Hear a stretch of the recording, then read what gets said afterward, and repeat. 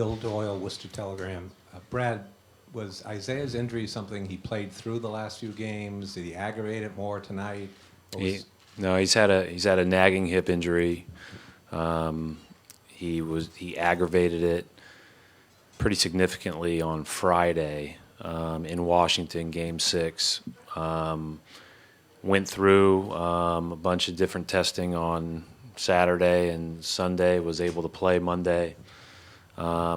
Hasn't felt great either of the 2 days, but today I thought he looked much different in the first half. And when we went back to the locker room, our training staff and doctors got with him, and he was pretty despondent not to be able to play. I mean, that guy's a tough guy, and he plays through a lot, and for him to have to sit is really hard. Do you expect him to play the next game? Do you have any idea? I think he's going to be reevaluated tomorrow, and we'll see, is what I was told, and I don't know anything further to that. It sounds like that, I don't know if Twister or somebody out of our PR group will communicate that tomorrow or early Sunday, wherever the determination is. And one other thing, just what kind of an impact did that have on your team, not having your best player at 100%? Not 44 points worth, but I don't want to put that on any one guy. I think ultimately they were terrific. We were poor, and you've got to be able to pick up the slack, certainly when other guys aren't available. But they were tremendous tonight. I thought we had hit a couple of shots early to kind of stem the tide of the initial run, and then they went on one, and I felt like 2 games in a row now, I've felt like when we've missed multiple opportunities in a row, possessions offensively, we've really let that dictate how we played on the other end of the court, which is, it's disappointing, but they've taken advantage of us both nights.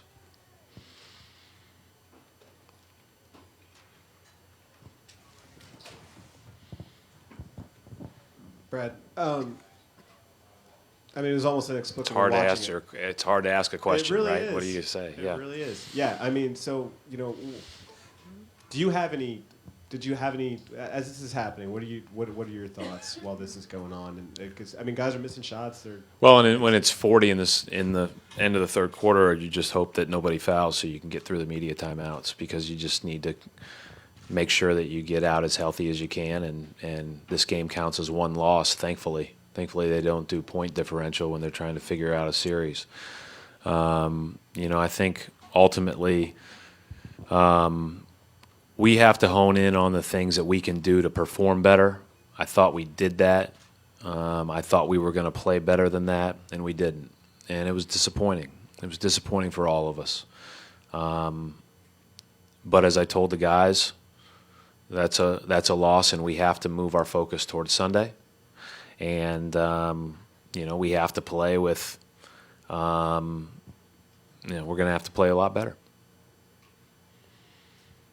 Brad, Gary Wasser, Boston Globe. Mentally, how damaging was that? It seemed like Cleveland took your heart, took the will, took your spirit, and kind of enjoyed doing it. No, I don't think there's any question. And I think that, like I said, I thought us having those empty offensive possessions where maybe you miss an open shot and they go down and convert, or you have an opportunity and you turn it over and they go down and convert. Those things were bigger than just the 3 points they were scoring. I felt like they had a negative impact on kind of our look. And, again, credit them. One of the things that I really leave with tonight was at the start of the fourth quarter, they had a bunch of guys that have been in the league for a long time that were playing their butts off. And, Kyle Korver, Channing Frye, Richard Jefferson, those guys were playing the right way, up 45 freaking points, and tremendous examples for us to learn from. You play the right way all the time. We didn't didn't do enough good things to even keep it close. I just literally just walked out of my office and Gino Auriemma was in there, and he wasn't very good at understanding what I was going through. But nonetheless, I picked his brain for as long as I could before I came down here. It's Yun Bao from Tencent China. You guys are 41 points behind after the first half. So what did you tell your players in the halftime? Yeah, I think anytime, no coach wants to be in that situation, obviously. We said we're going to go out, we're going to try to play the next play the right way, and go from there. I don't know what else you say in that moment. The guys are really down. There's one thing to be down 18 or 20, but when you're down 41, that's quite a hill to climb. And so it was trying to just focus on the next possession, the next task at hand.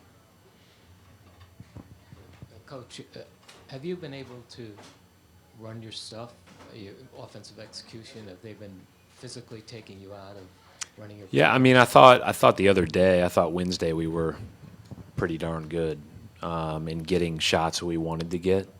Not as much today. I thought we were slow to react to some plays, and then we have to do a great job converting, and we have to take advantage or take our opportunities that are given, and make them pay when we do have an angle at the rim or we do have an open shot or whatever the case may be. But there's no question we weren't as crisp tonight. There's no doubt about that. Brett, Adam Himmelsbach in the back here. Where do you guys go from here? How do you Cleveland tomorrow. appreciate that? How do you kind of get guys to try to regroup and not be deflated and you know what? make this a series possibly? Yeah, you go and you compete on Sunday. I mean, that's that. What else do you do? That's what I said when I went in the locker room after the game. Each game's worth one. We played probably better than the score indicated in the last one, but not good. And we obviously played, one of our worst games you could play today. Coupled with how good they are and how well they've played, that's going to be a bad deal. We have to play a lot better. So we're going to focus on us. We're going to try to figure out ways to play better. And we're going to go after it on Sunday. And we're getting on that plane to play well.